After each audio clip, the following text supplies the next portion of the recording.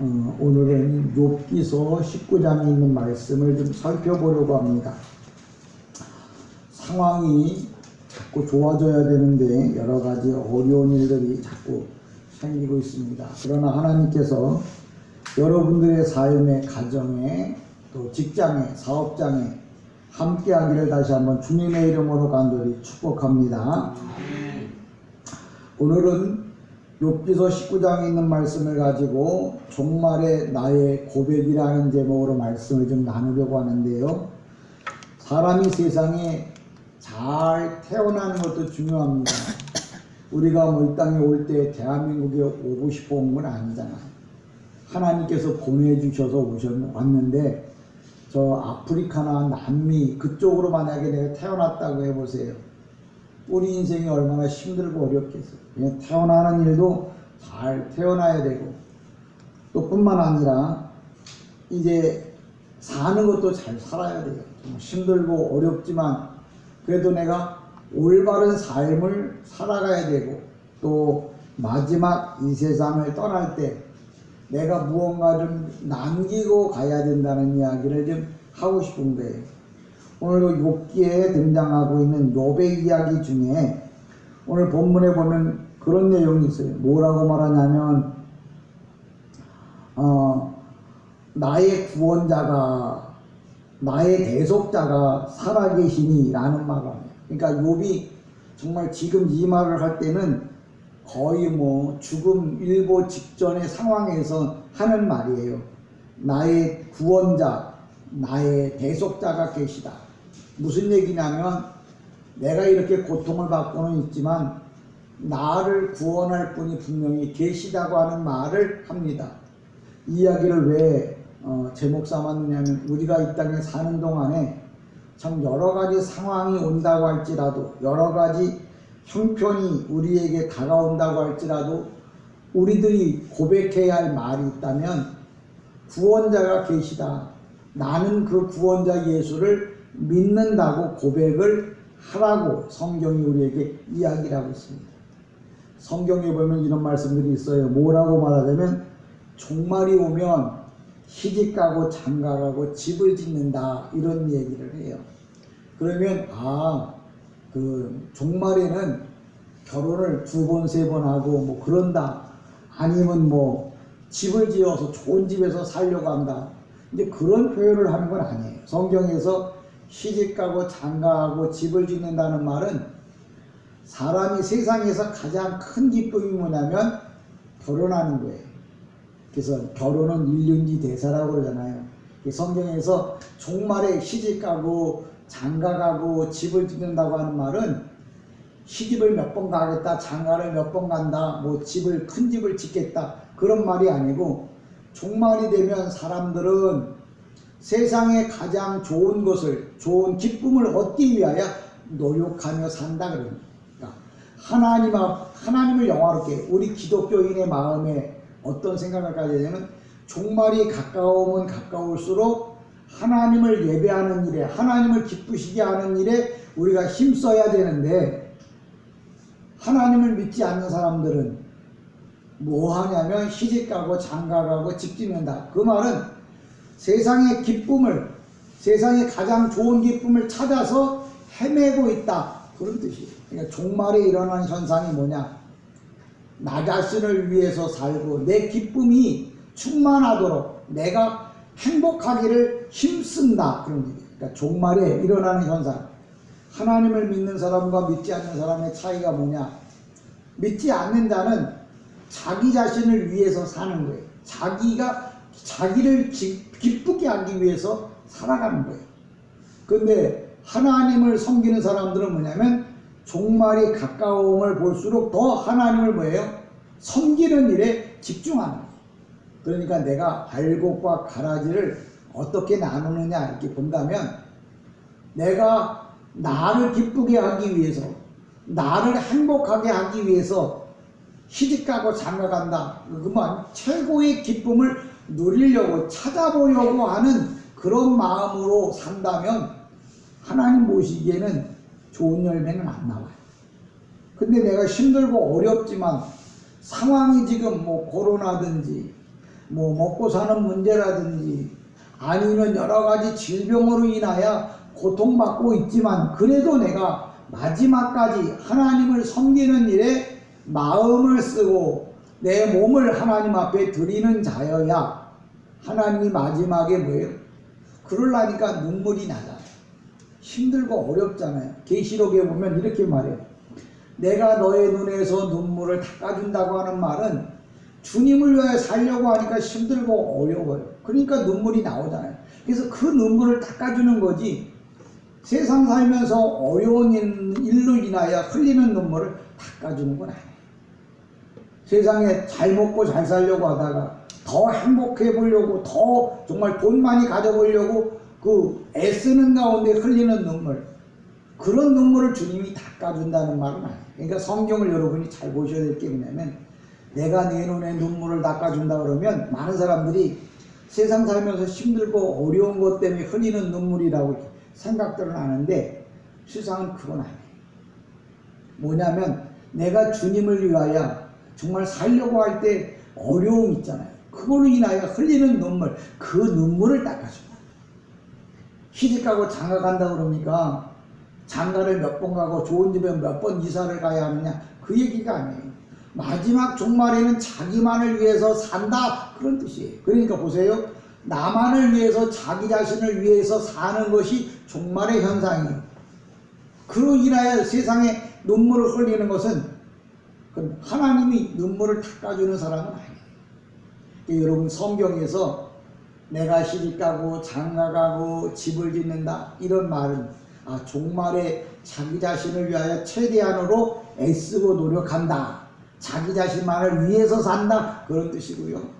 주님이 눈물을 닦아주신다고 할 때 그 눈물은 세상에서 살면서 흘리는 눈물이 아니라 세상에 살면서 주님을 위하여 살면서 주님을 위하여 흘리는 그 눈물을 닦아주는 거예요. 그러니까 눈물이 다 동일한 것 같지만 주님이 닦아주는 눈물은 다르다. 그럼 우리가 이 땅에서 가장 중요하게 지금 살아야 될 게 뭐냐, 태어나기도 잘 태어나야 되지만 또 뭐 살 때도 잘 살아야 돼요. 근데 죽을 때도 뭐예요? 잘 돌아가셔야 합니다. 그래서 우리가 잘 아는 대로 이 땅에서 우리가 돌아가실 때 좋은 말들을 많이 남겨야 돼요. 그게 이제 잠언 그럽니다. 우리가 커피도 보면 맥심 커피 그런데 그 맥심이 라틴어로다가 이 잠언, 격언 그런 뜻이에요. 그러니까 솔로몬이 잠언을 3000잠언을 지었거든요.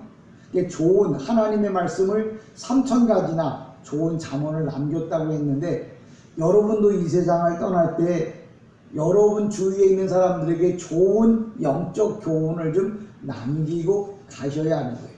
왜 그러냐면 오늘 욥기에 보니까 욥이 자기가 죽음 직전에 이르렀을 때 하는 말이 나의 구원자가 계시다.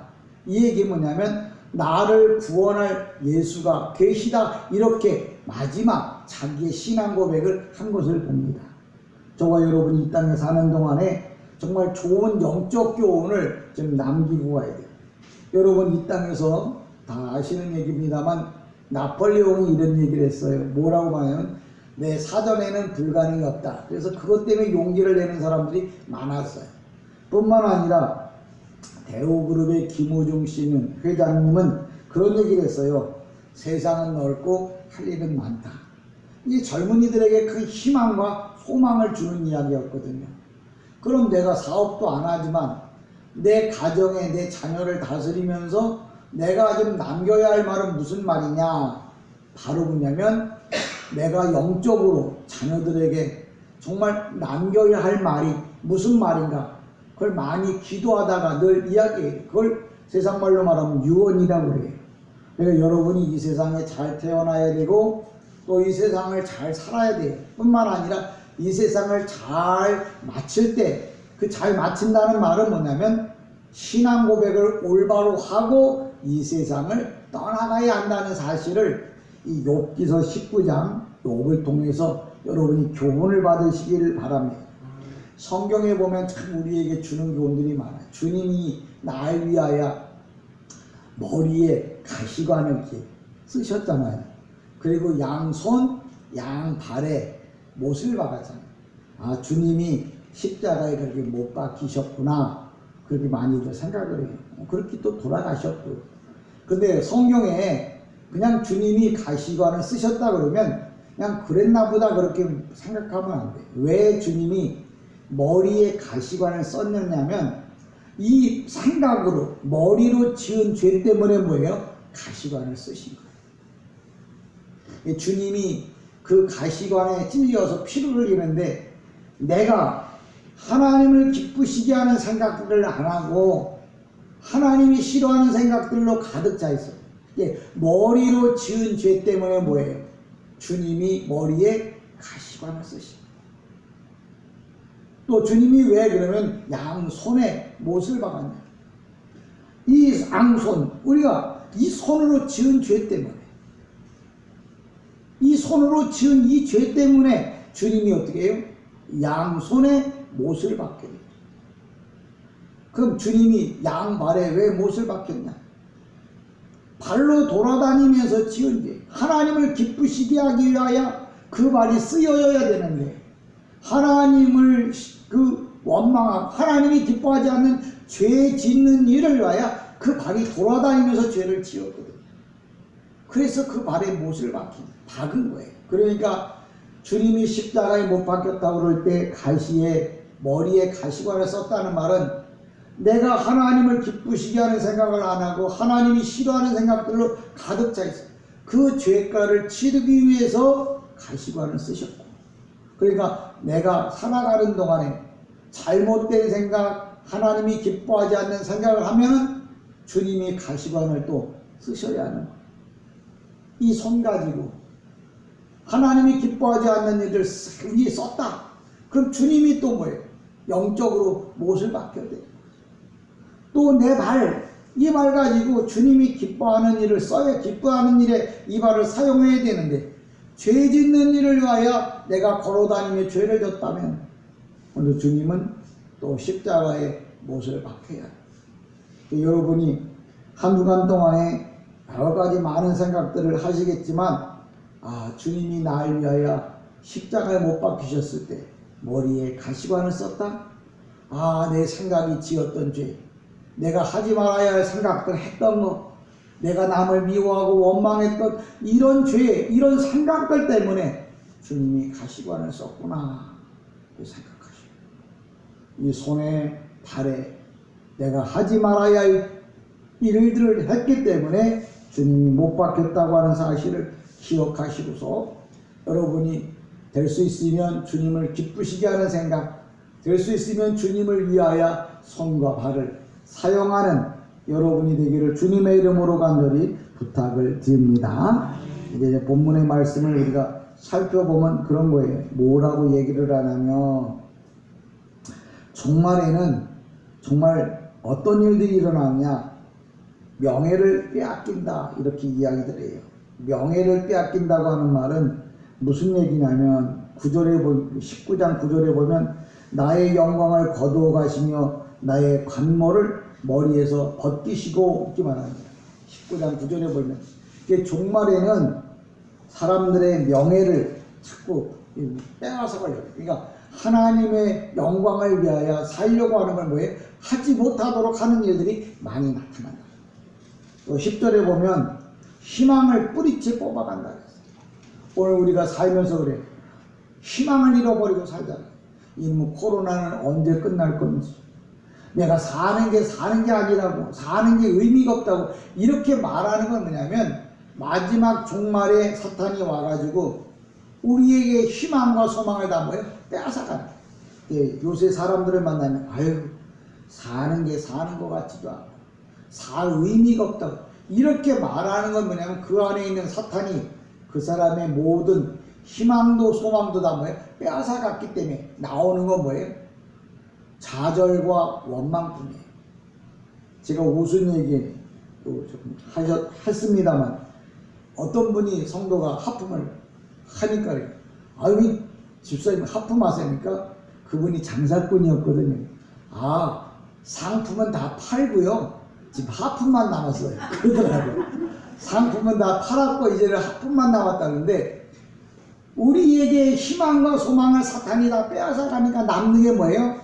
실망과 좌절과 원망, 이런 것들. 여기 욕도 뭐냐면 보세요. 자기의 재산을 다 빼앗아갔죠. 자녀들을 다 10명이나 된 자녀들 다 죽었죠. 가지고 있던 자기 사랑하는 아내조차 자기를 원망하니까 소망과 희망을 다 빼앗아갔어요.